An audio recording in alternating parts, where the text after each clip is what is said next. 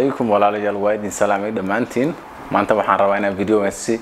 kooban aan uga jawaabo su'aashii inta ugu faraha badneed la weydiiyay su'aashaas waxa ahayd inuu calooshii baan ugu baxday sideen isaga jarnaa maxaa talooyin iyo tusaalena siin kartaa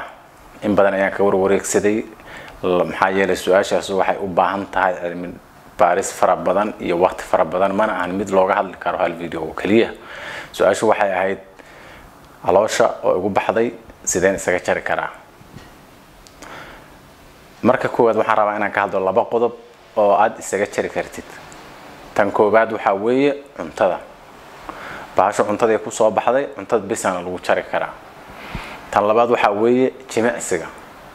jimicsigu markaad cunto fiican cuntid wuxuu caawinayaa marka jimicsiga jirkaaga caafimaadkiisa guud ayaa wanaagsanaanaya wuxuuna dhacaya markaas inuu baruurta jirkaaga yareeyo laakiin muhiimadda koowaad waxa laga rabaa inaad saartid cuntada marka waxaan rabaa si soo kooban in hadda uga hadlo cuntooyinka video-gan maxaa yeelay waa topic aad u dheer weeye video kale ayaan aad u dhexgali doonaa marka tan koowaad waxa weeye cunto waxa laga doonayaa inaad cuntid clean ah cuntadaas oo aysan ku jirin processed foodska cuntada la soo warshadeeyay ay ku yar tahay waxa laga doonayaa inaad cuntid cuntooyin oo whole foods ah waxa kale oo laga doonayaa inaad cuntid cuntooyinka nafaqada ku badan tahay sida hilibka waliba hilibka cad sida kan chickenka ama doorada iyo fishka kale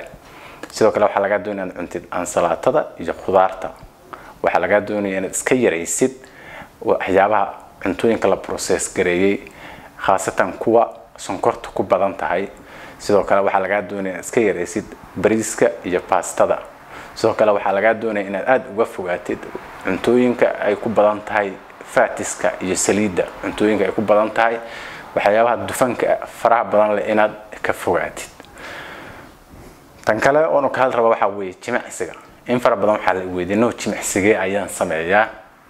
inaan si aan caloosha u jaro khaladka ugu badan oo sameeyo oo dadku sameeyaan arka waxa weeye ayagoo ab workout ayay sameeyaan ab workout ma u baahnid waxa u baahan tahay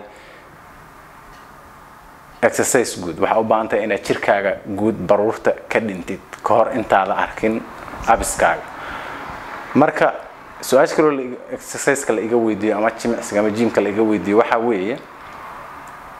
ma waxaan sameeyaa cardio machine lagu ordo treadmill ka miyaan fuula ma baaskiilan sameeyaa mase waxaan sameeyaa birta culus ayaan qaada loo yaqaan resistant training marka haddaan ku soo koobo waxa laga doonayaa inaad sameysid resistant training waxa laga doonayaa inaad qaadid culayska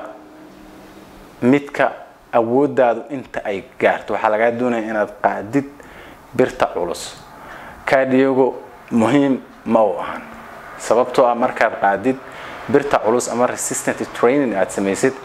jirkaagu waxa ku dhacaya inuu murqo sameeyo murquhuna ayaga ayaa la dirira baruurta jirka marka waxa goolkaaga koowaad waxa laga rabaa inuu noqdo murqo dhiska maxaa yeelay murquhu ayaga ayaa baruurta jirka la dirira markii laga soo reebo maskaxda bini aadanka oo isticmaashay inta ugu badan energy-ga jirka waxa ku soo xiga murqaha ayaa isticmaalaan energy-ga jirka sidaas darteed haddii jirkaaga murqa kugu filan uu leeyahay waxa weeye baruur ma soo fuuli karto waa maadsantiin su'aalihiina soo weydiiya toobiyada soo socda cuntada ayaan si fiican u dhexgali doonaa iyo exercise-ka waa maadsantiin